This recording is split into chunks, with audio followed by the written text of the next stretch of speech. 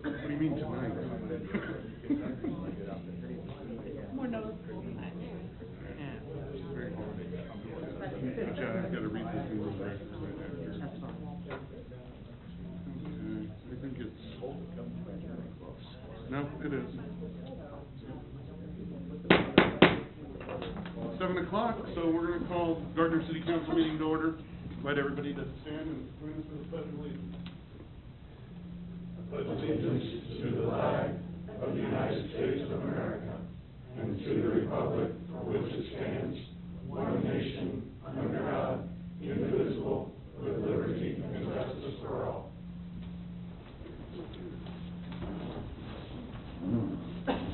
Before we get to public comments this evening,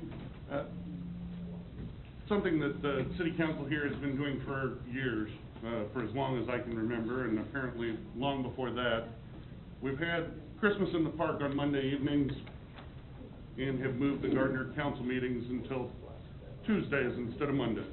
Well, if you move the meeting to Tuesday, it should be a special meeting, and considering we're doing a little bit of resolutions and ordinances for a bond sale, our bond counsel might have pointed out to us that should have been the case. So, this evening, I'm going to read into the record a request for a special council meeting for the City of Gardner, Kansas, December 2nd, 2014. We, the undersigned council members of the City of Gardner, Kansas, hereby respectfully request you to call a special meeting of the council to be held at Gardner City Hall, 120 East Main, Gardner, Kansas, on Tuesday, December 2nd, 2014 at 7 p.m. for the object and purpose of the following, which is the agenda for the Gardner City Council meeting. And that is signed by myself and all 5 council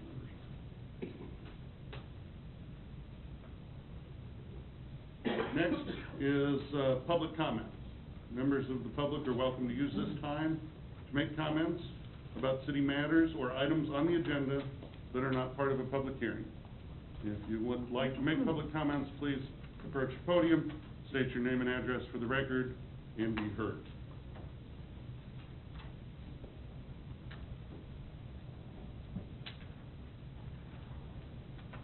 Good evening, Council and Mr. Mayor. My name is Rich Melton. I'm at 521 East Hawthorne.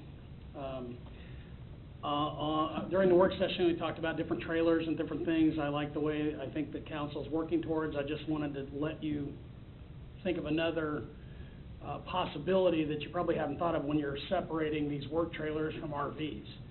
Me personally, I've looked into it already. I almost bought a pull-behind travel trailer because I spend so much time in hotels on the weekend.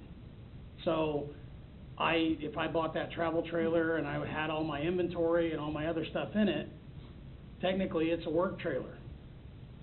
It's not an RV. So that's something you guys might want to look at, because that classification via the DOT is a trailer.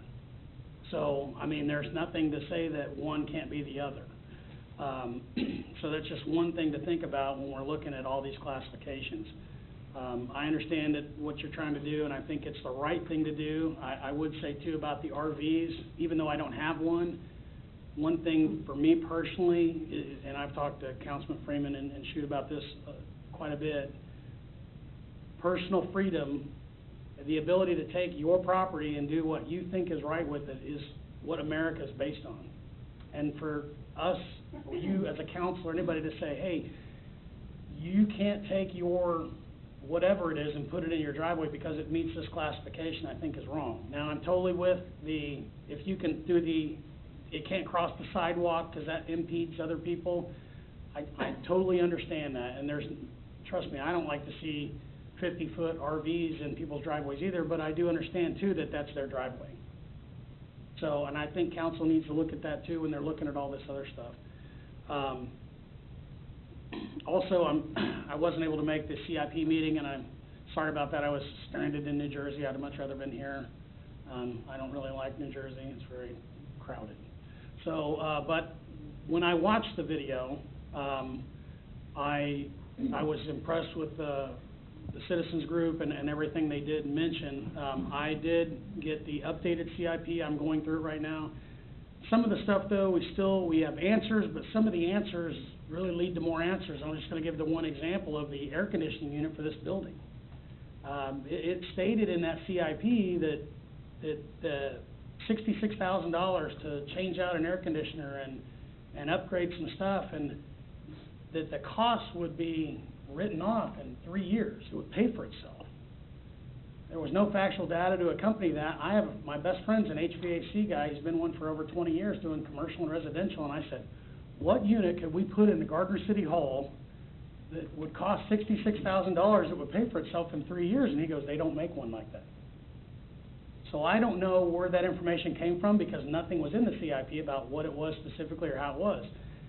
I plan to go through the rest of the CIP with the same due diligence, and I think council should as well. Because when you're talking about $30 million and I can just find $66,000 in the first thing, you know, I'm not even talking about the bulletproof glass and all the other stuff that I think was beyond measure and unneeded and actually does not, and no one mentioned this at the meeting, just that glass is not required by the state of Kansas for the concealed carry sign. The state of Kansas, there's nothing in that law that says you have to have bulletproof glass in City Hall. But yet we are going to install it for some reason. There's metal detectors and armed guards and things like that, but there is nothing about bulletproof glass. So I'm beyond that. I'm going to the second thing, and here we are at $66,000, and I'm going, how is this going to pay for itself? But with no documentation that someone has just said, oh yes, this will pay for itself. So I think council needs to look really hard at those numbers. I'm going to look at them again, and I can guarantee you that the citizens group, myself, and a lot of other people are going to look at this. And I caution council to do anything drastic with spending that kind of money without really looking hard at this, because if it comes back to bite you, we will all know what happened. We will all know that it didn't work out the way we planned because we didn't look deep enough into it. Thank you, guys. Have a great evening. Thank you.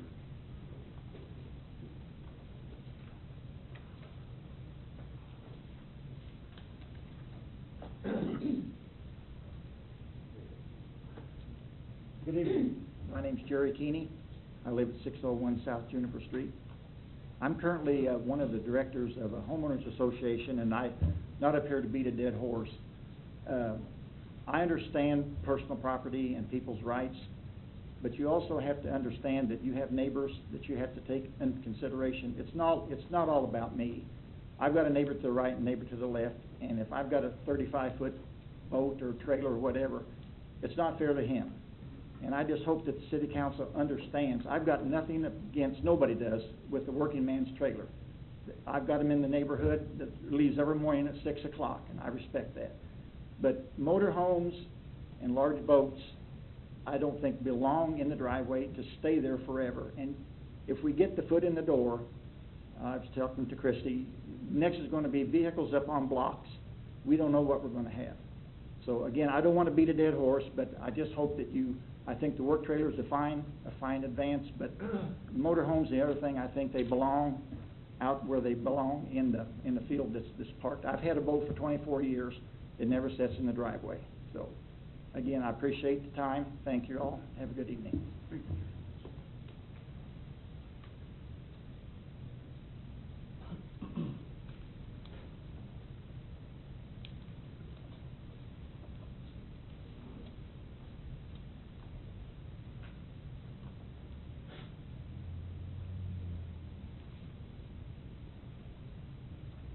Jim Weatherington, 16162 South Dilly Road, Gardner. I would like the city council to consider removing the concealed carry sign. The county, I think, has removed the sign from the library, and I think the state has removed the sign from the state capitol building. Thank you. Thank you, Jim.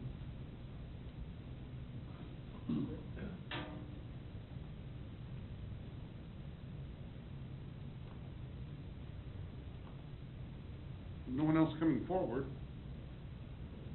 We're going to move on to the consent agenda. Is there a council member that would like to remove an item from the consent agenda? I'd like to remove items 2 and 3 from the consent agenda. Okay.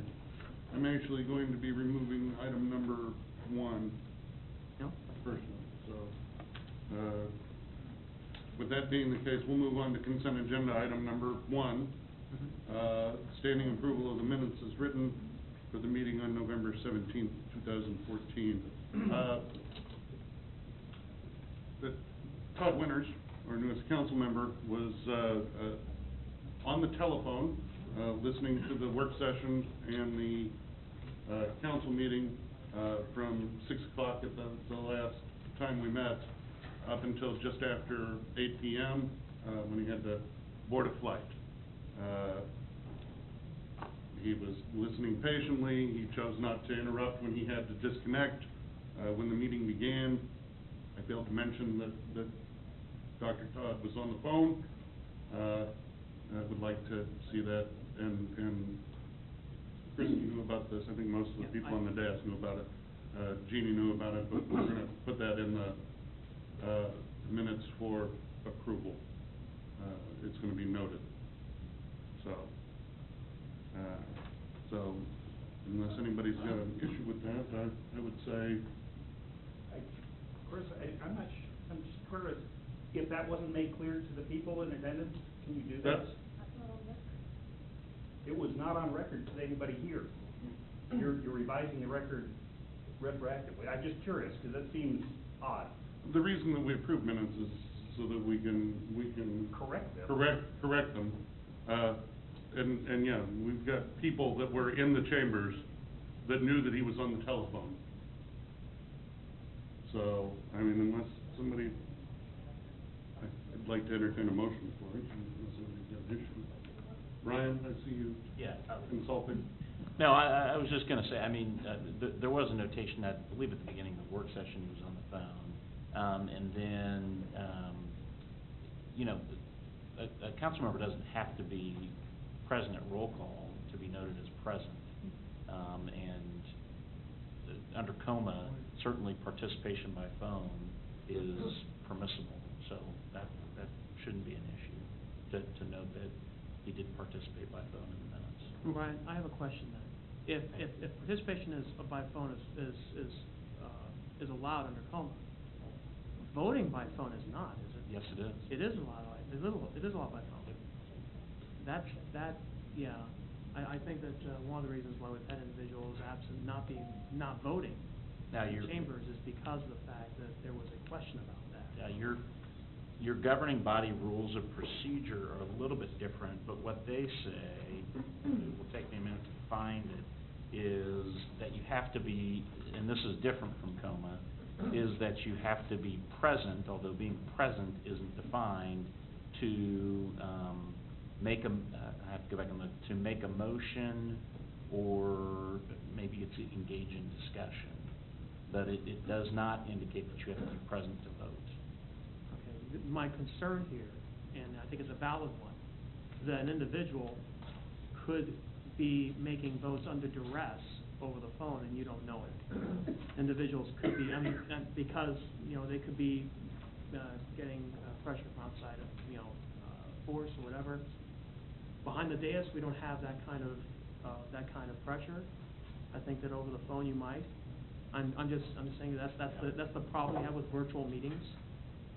So I know they're covered under COMA, but I've got a concern about having votes taking place by individuals who are over the phone. Yeah, and it's kind of your point is well taken, but it doesn't pertain particularly to Sure. consent agenda item number 1. Yeah, because Yeah. Todd wasn't Yeah. participating in votes, but. I tend to agree with Steve, though. Is it something we could address? Because Sure, and actually, I mean, if we want to talk about it a little bit more, we can do it during and maybe council not, update. not right now, Yeah, but yeah. yeah. Yeah. You know, I can offer input as you want, but there are times when you need to take action fairly emergently when it's necessary to do things telephonically. You know, there have been examples of, you know, taking actions on spending measures in an abrupt manner to deal with issues with expenditures for the electric utility on outages. If there are not people present, if it's the holidays and they're out of town, really the only way you can conduct business is telephonically. So I'd be careful in what you do there, and I've dealt with this with other municipalities. There are times when you need to act in a quick manner, where acting by telephone is really the only practical way to do that. And I wasn't. Food for thought. Yeah, and I wasn't saying this from the standpoint of special meetings. I mean, I think special meetings are a different issue altogether. But regularly scheduled meetings, I think there needs to be some sort of provision for virtual votes. Well, we can discuss that later. I'd entertain a motion on consent agenda item number 1. So moved. Second. Motion should second Harrison that we approve consent agenda item number 1. All those in favor indicate by saying aye. Aye. All those opposed? Consent agenda item number 1 passes. Steve, you got questions on consent agenda item number 2? Yeah, this is toward the end of the expenditure approval list. I identified some charges that just had me kind of scratching my head, and I just wanted to get some clarification. We have three separate charges, all dated 11/18. One for Joshua Allen, PA, one for Biggest Law Office, and one for Roberson Law, LLC. These are all legal fees. I'm guessing they're court-appointed attorneys. These are. But if you can tell me what page, I can look at the code and tell you. It's page, I know Joshua Allen is a court-appointed attorney. I don't know about the others offhand. okay. Well, if that's the case, that would explain it. I was just curious because I knew that we already had retainers. No, those would be municipal court defendants where they've been provided an attorney by law. And we pay for that. Yeah, I actually had a question from another constituent about that. So. Okay. Okay, yeah, it was on page 1 and page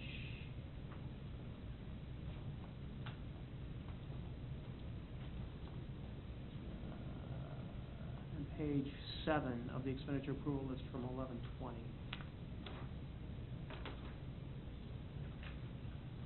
And under description, it does list the CA, APPY, so that. Court appointed. CA is a court appointed. Okay, Yeah, that's it's what just I- because we don't have a big enough field to put a big. Right. Sure.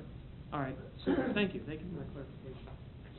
That's all the questions I had on that agenda. Consent agenda item number 3, consider approving the allocation of 2015 alcohol tax fund recommendations provided by the United Community Services. Yeah. Point of order. I think we need to do Council. the motion. Oh, approval of that. you're absolutely right.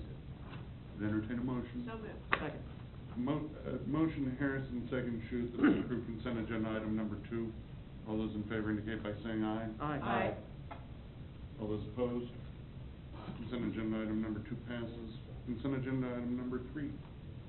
This one was a question I had regarding Gardner Edgerton's allocation of the alcohol tax fund. There's a provision in there for funding used to support student participation in the Youth Leadership Summit. There's no description of that. I'm assuming that, is this have anything to do with the Youth Leadership Council that we had discussed with regard to budget, or is this a different initiative? Anybody have any? That is not associated with the item that was presented in the budget. Okay, because I didn't see it under any of the other school districts that were No. listed for funding, so I was just wondering what that might have been. And we don't, No, that's an item that would come from the county. That is not an item that the city has as part of our proposed budget. Or from the school district. Right, from the district. okay, so this is a district program then. All right, thank you. Entertain a motion on consent agenda item number 3. So moved. Second. Motion Harrison, second Shu, that we approve consent agenda item number 3. All those in favor indicate by saying aye. Aye. All those opposed? Consent agenda item number 3 passes. New business item number 1 is consider adopting an ordinance authorizing the issuance and delivery of $4,310,000 principal amount of general obligation refunding and improvement bond series 2014B of the city of Gardner, Kansas, and providing for the levy and collection of an annual tax for the purpose of paying the principal of and interest on the bonds as they become due.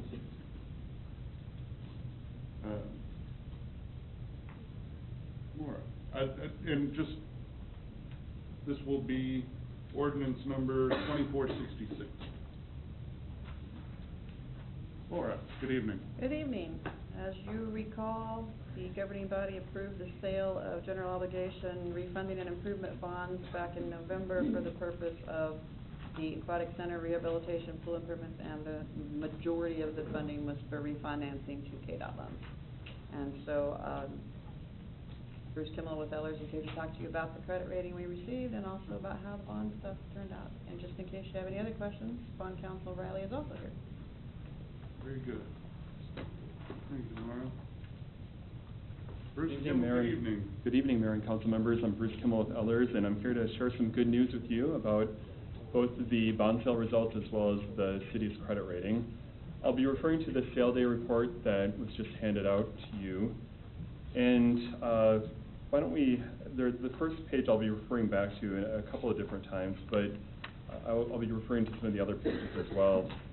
We did receive bids on the city's behalf at 11 a.m. this morning, and we received a total of 8 bids. If I can have you jump ahead to the next couple of pages, you can see the bid tabulation and that outline the 8 bids that were received. The winning bid came from FTN Financial Capital Markets from Memphis, Tennessee, with a true interest rate of 2.27%. That's 26 basis points, or 0.26% better than what we were projecting a month ago. What that means is more refunding savings to the city from the KDOT loan refinancings, as well as a lower financing cost for the pool improvements. And I'll give you a little bit more detail on that in a moment. I should also point out that the cover bid, the second place bid from Piper Jaffray, was less than 2 basis points higher than the FTN bid. And even the last place bid, if you flip ahead a few pages, you can see that the 8th bid came from BMO Capital Markets at a 238. Even that was substantially lower than our projection. So you certainly have been able to take advantage of the continued low market interest rates and certainly generated a lot of interest in today's market in the city's bond issue. I should also point out, Mayor and council members, that as a result of FTN's bid, which included a premium that they offered for the city's bonds, we were able to reduce the size of the bond issue from $4,310,000 to $4,140,000. So you'll see that that these numbers reflect the $4,140,000, and that will be the final amount of the bond issue as well. Just going back to the summary page then and hitting a few other highlights. Let's see, I guess I would point out next that the savings from the 2 KDOT loan refundings exceeded our projections by roughly $100,000.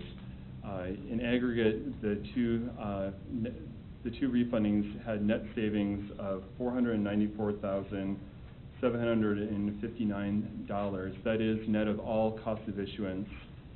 So it's really comparing apples to apples, old debt service with the KDOT loans to the new debt service.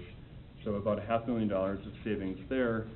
And on the new money portion, I'm pleased to announce that the annual debt service over the 8-year term of that pool financing will be about $6,100 less than projected. We had thought it would be about $80,000 a year, $79,500 a year, and it's actually going to be on average $73,400. So not the same number of dollars involved with the new money, but still a welcome change in the financing cost.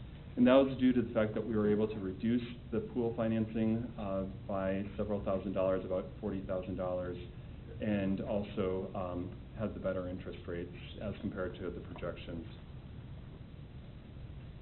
Finally, I would point out that the city's credit rating with S&P was affirmed at AA- with a stable outlook. It was a very positive conversation that staff had with the S&P analysts regarding the city's credit. There hadn't been a lot of changes from the last time they spoke, that the city spoke with S&P, so the rating call went pretty quick. I would note, though, that we did talk in some detail about the city's planned spend down of fund balance to a threshold of no less than 30% of expenditures. I think you're familiar with that targeted spend down of reserves. And also, S&P did note that if and when the city adopts a formal capital improvement plan, that would definitely be seen as a credit positive, and I think I mentioned that when I visited with you last month as well. It's just one of those good governance planning measures that they like to see in cities and other communities. And finally, I would point out again that there was a stable outlook on the rating. They did note that they expect the city's economic growth to be relatively modest over the next couple of years. And so certainly if you were able to achieve more robust growth due to economic development, that could cause S&P to take a new look at your credit rating and potentially upgrade you. So all in all, it was a very positive discussion and report, and no material changes, but just a few reiterations of points from previous discussions. So then finally, Mr. Mayor and council members, beyond the bid tabulation, we did include a few select pages from the bond sale numbers. I won't go through them in great detail, but we did include the sources and uses that include the three purposes of the bond issue, the new money as well as the two refundings. The next page has the overall net debt service for the aggregate issue. And then we, after that, break out the new money and the refundings individually. So you can see the new money debt service at roughly $74,000 a year. And I would also point out that the net interest cost, or the true interest cost on the new money, was 1.6%. So where we were at about 2.25% overall on the new money piece, it was really a very attractive interest rate at 1.6%. And then after that, you can see the two KDOT loan refinancings and the savings from those, again, aggregating to about $500 million over the remaining term of the debt. So with that, I would welcome any questions that you have about the bond sale bids received, the results and what it means for the city or the city's credit rating. And again, I would note that if you do have questions about the ordinance of the resolution, your bond attorneys from QTech Rock are here as well.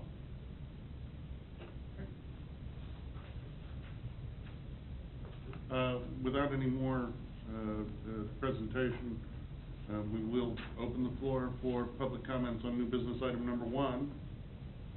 Anyone has comments about new business item number 1? Please approach the podium.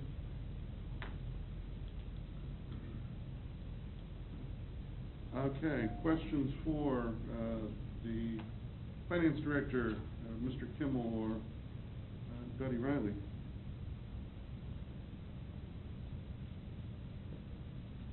I think I wanted to, this is really not a question as much as a comment. I think this is very positive. $170,000 positive variance is not something to sneeze at, especially on a bond issue like this.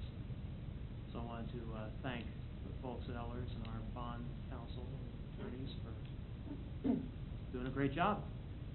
Thank you. Yeah, I'll echo what Steve said. Laura, you and your team as well should be commended. You know, $500,000 worth of savings, nothing to sneeze at. Thank you. Pass it on to staff. By all means. Any other questions? I'll make a motion to approve new business item number 1, adopting ordinance 2466. Second. Motion, second, Freeman, that we adopt ordinance number 2466, authorizing the issuance and delivery of $4,310,000 principal amount. Mayor, Actually, it's $4,140,000. I'm sorry. To revise that on the fly, please. authorizing the issuance and delivery of $4,140,000 principal amount of general obligation refunding and improvement bonds, Series 2014B, of the City of Gardner, Kansas, and providing for the levy and collection of an annual tax for the purpose of paying principal of and interest on the bonds as they become due. Winters? Yes. Harrison? Yes. Roberts? Yes. Freeman? Yes. Shute? Yes. Ordinance number 2466 passes.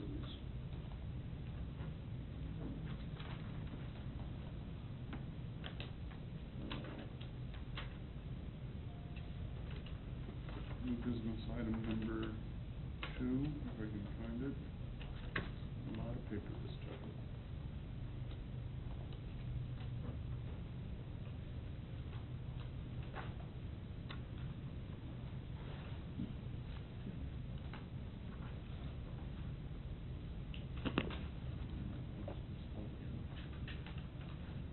There it is.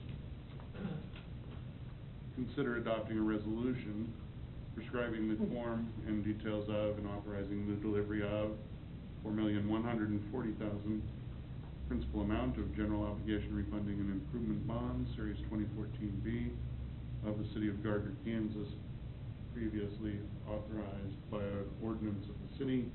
This would be resolution number 1916. Laura? I don't have anything to say other than what the exact title is. It's all of the things that go with how the bonds are done and delivered, and if you had lots of questions, your bond counsel people are here, so it's the second step. Public comment regarding new business item number 2?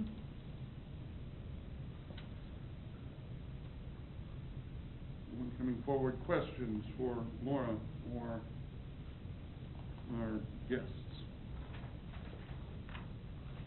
If not, I would entertain a motion. I move that we approve new business item number 2, adopting resolution 1916.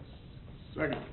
Motion Shute, second Freeman, that we adopt resolution number 1916, prescribing the form and details of and authorizing the delivery of $4,140,000 principal amount of general obligation refunding and improvement bonds, Series 2014B, of the City of Gardner, Kansas, previously authorized by an ordinance of the city.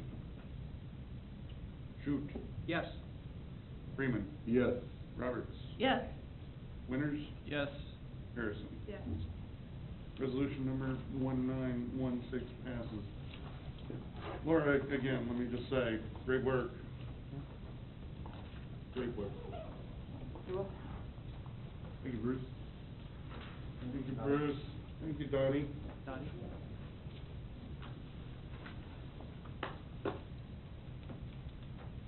New business item number 3, consider authorizing the city administrator to execute an agreement for the purchase of a track-mounted digger derrick from Alltech Industries. David Green, good evening. Good evening. We currently own a 2005 model track-mounted digger derrick. These are known as backyard machines because they're used to transport poles, pad-mounted transformers. They have a multiple function. They can dig the hole for the pole, they can set the pole, they can move in pad-mounted transformers. The tracks on them will retract to where you can drive through a typical 36-inch gate, and you get through the gate, put the outriggers out, put the tracks back out to stabilize. The unit we have was a 2005 model. It was purchased used in 2009 for $39,900. The unit's been used to rebuild numerous lines, primarily in backyards north and west of Main and Center Street. One problem we have with this unit, which we discovered actually behind the Heidenreich property, when you start moving 45 and 50-foot poles, unless you're right up on the pole, it'll tip over. And they actually had it tip several years ago. So that's one of the reasons we are requesting that this unit be replaced, is for more stability. You have to be right up against where you're setting the pole on the larger ones. You don't have much reach with the current unit. currently have in the budget this year $125,000 to replace this unit. We put together bid specs for it, advertised it in the Gardner News, on the website, and sent packets to the 2 known suppliers of this type of equipment in the region. We received 2 bids on November 5th. One was from Custom Truck and Equipment. It was for an SDP as the manufacturer. The delivered price was $165,765. They gave a trade-in allowance for our current machine of $10,000 for a net of $155,765. Alltech Industries quoted $139,032 for a new machine, $15,000 allowance for our current machine for a net of $124,032. The Alltech bid had several exceptions. None of the ones were real material. They were minor items. One item we expect a 90-day delivery. Their delivery is spec'd at 90 to 120 days. We spec'd out that the turret would rotate 440 degrees. This one rotates 360. And then it has a smaller hydraulic oil capacity. None of these are material. None of them affect its function. We also specified that we would like a 16,000 gross vehicle weight trailer with a steel deck. The standard trailer supplied by Alltech, custom made for this unit, is a 14,000 pound trailer with a wooden deck. We can get the heavier one, but it'd be an additional $3,100. The trailer that's quoted is built for this particular unit, so we're satisfied with that. The last item is just we spec'd out a 2-year parts and labor warranty. Their standard warranty is a 1 year. That's all they're willing to provide. Once again, I think that's not an issue for us either. We would recommend approval of this contract. Included in the price, of course, is the trade-in of our existing unit. Since we are an electric distribution operation, we're subject to sales tax. Well, I would stand close just in case, but we'll open the floor for public comment regarding new business item number 3.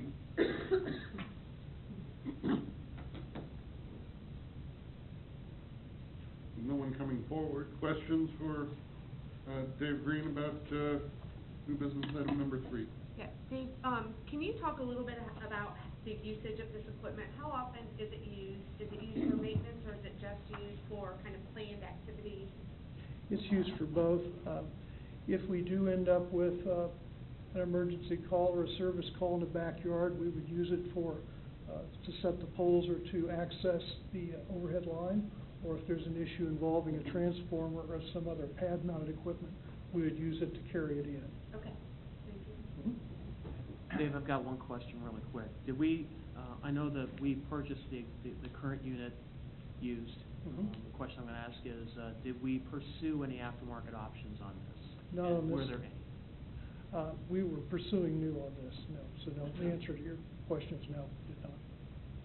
Is that, I know that we're going to be taking action tonight, but one of the things I'd like to do is if we can find quality aftermarket on some of these items, I would like to at least have that option, put before the council so we can look at those. Look at the pros and cons. I know that we might have a preference for new or a preference for, well, I'd like to have both of those options available to us. Very good. Thank you. It looked like you had a question. Yeah, Dave, I was just curious, is this something we'd ever need to use more than one at any point? I mean, for the $15,000 trade-in, is it worth holding on to the other machine, or? No, I think it'd be time to get rid of it. I mean, we've never had an occasion where we needed 2 of this type of unit. I think if we were getting into something where we'd have to have 2, we'd probably go ahead and mobilize a truck-mounted rig. I have one more question. This is more about process. This is for the electric utility. Can you talk a little bit about how did the Electric Utility Advisory Board review this, make a recommendation as a result of this, or was this internal? This was internal. It was in the budget when I walked in the door. It was part of the budget that my predecessor had worked out. As far as what discussions he may have had with the advisory board, I can't tell you. Anyone else? My question was the same that Steve's about to use. Okay. Well, I'd entertain a motion. So moved. Second. Motion Harrison, second Schuth, that we authorize the city administrator to execute an agreement with Alltech Industries for the purchase of a new track-mounted digger derrick in the amount of $124,032 plus the trade-in of the city's 2005 SDP Easy Hauler 3800 mini derrick and applicable sales tax. All those in favor indicate by saying aye. Aye. All those opposed? Thank you very much. Have a good evening, David. New business item number 4. Consider authorizing the purchase of a wheel load truck scale. I'm not gonna try and pronounce that. Henny? Haney? Okay. Mr. Mayor. Captain Belcher, good evening. Good evening, Mr. Mayor, council members, thank you for your time. With the opening of the intermodal facility to the southwest of the city of Gardner, we can expect to see an increased traffic, tractor-trailer traffic in the community. The increase of this traffic brings concerns regarding safety and damage to the infrastructure. To help with the safety compliance and weight limits, the city is requesting to purchase truck scales. The police department has 2 certified officers as CVSA truck inspectors. While there are several manufacturers of the truck scales, staff is recommending the purchase of the Haney WL 101 because it is the only scale that the Kansas Department of Transportation will certify. Other local jurisdictions that use the Haney WL 101, Kansas Highway Patrol, Lenexa Police Department, Overland Park, Shawnee, Olathe, and Kansas City, Kansas. The city received a quote from Load Meter for 6 Haney WL 101 for a total cost of $29,370. The 2014 revised budget contained $30,000 for the purchase of this equipment. Staff is recommending to authorize the purchase of 6 Haney WL 101 scales from Load Meter for a price not to exceed $29,370. And I believe Jeannie has a picture of the scale and what it looks like up on the board. Okay. Public comments regarding new business item number 4. No one coming forward. Questions for Captain Melcher regarding new business item number 4? This has been a long time coming. Absolutely. Yeah, well, I'm gonna ask this question because I asked it last time we had this discussion about the scales, and that is, given the fact we have 2 officers that are certified to use the scales, and knowing that we're not going to get a return on this, because obviously that's not why you play this, is to try to deter truck traffic, not to make money off of tickets or citations. I'm gonna be asking your judgment, Captain, do you think that this is worth $30,000? Well, I think that it is in the long run because you're promoting the safety and compliance of these vehicles that are traveling on our roads, and it also helps protect those roads and the infrastructures to make sure that those vehicles that are traveling and using that are complying with those limitations that they have.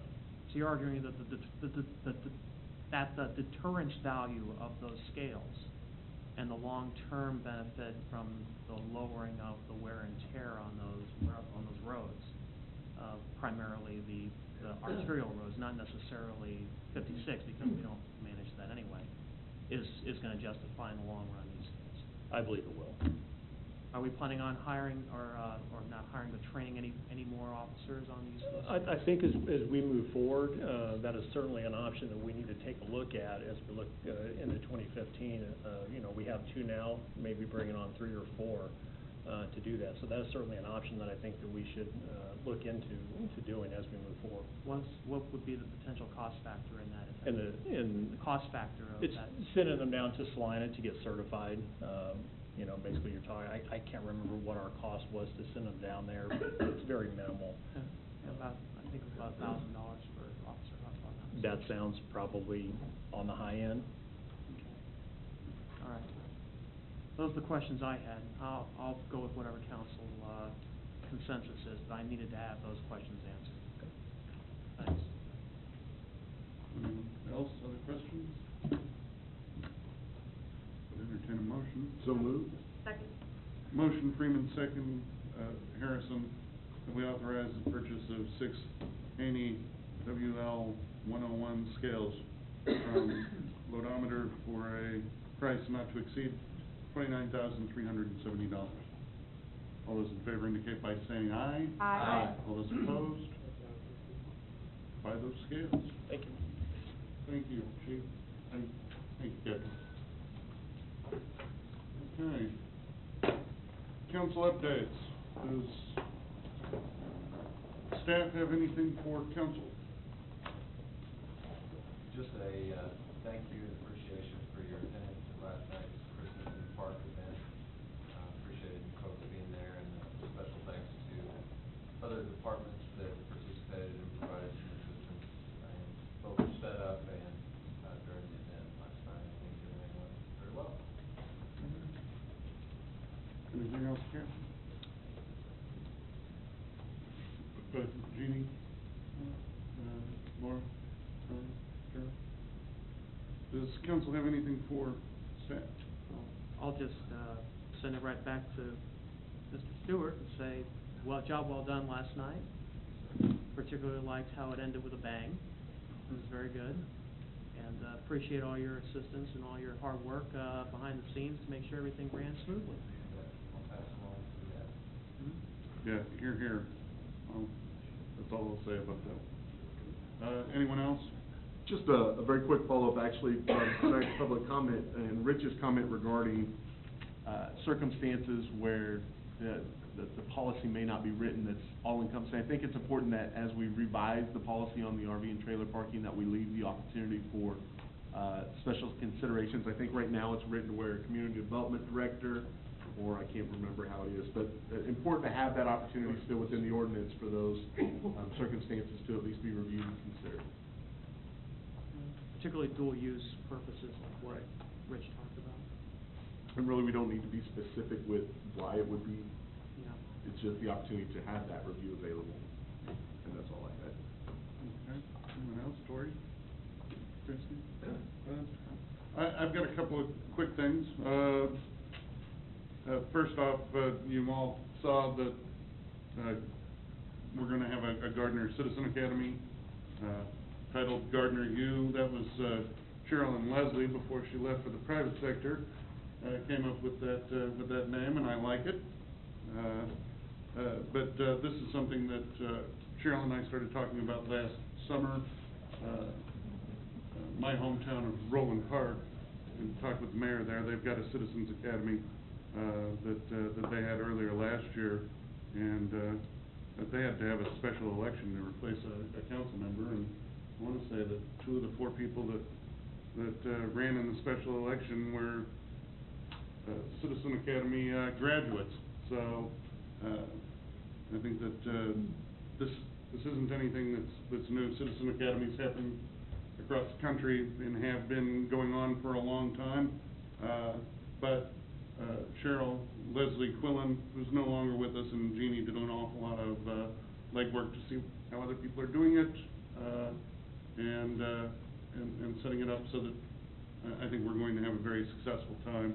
I understand that some people have already applied. 7. In one day, fantastic. So, anyway, again, thanks for the good work on that, and I hope those of you that decide to attend get a lot out of it. The other thing, and I'll mention this, and Cheryl can speak to it if she would like. With the first of the year coming around, while the public utility director search is still ongoing, and with some of the CIP information that's going to start coming back after the first of the year, we're going to have on our next agenda changing from the Electric Utility Advisory Board to the Public Utility Commission, so that the people that are on there will continue to serve, number one, and number two, so that they can start looking at the other utility items besides just electric. One more opportunity to get more citizen involvement in the process, and we'll be able to move forward in 2015 using the new direction that we decided on earlier this year. So, and that's all I've got. I did have one last question. It slipped my mind when I was talking before, but, what's the current status of the police chief search? Do we have any updates on that at all? Yes. The background check is currently underway, and as soon as we get that back from the entity that's performing that, we'll be ready to come back to council. Do you anticipate this might be completed before the next council meeting, or? That's my hope, is that they will give us the material back before the next council meeting. Be nice to have a new police chief for the new year. I would like to have one then as well. Thank you. Yes, that's been impressive by people. I can assure you. We're leaning on them to get us the background information. Part of it is some of the stuff that we have to schedule, some of the tests we have to schedule with the candidate, also. Okay. Thanks. If no one has anything else, I'd entertain a motion to adjourn. So moved. Second. Motion Harrison, second. Should we adjourn? All those in favor indicate by saying aye. Aye. All those opposed? We are adjourned.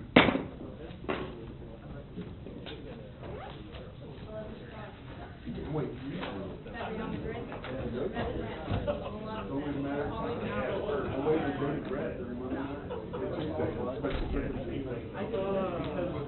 You probably have that. Not quite that old, but.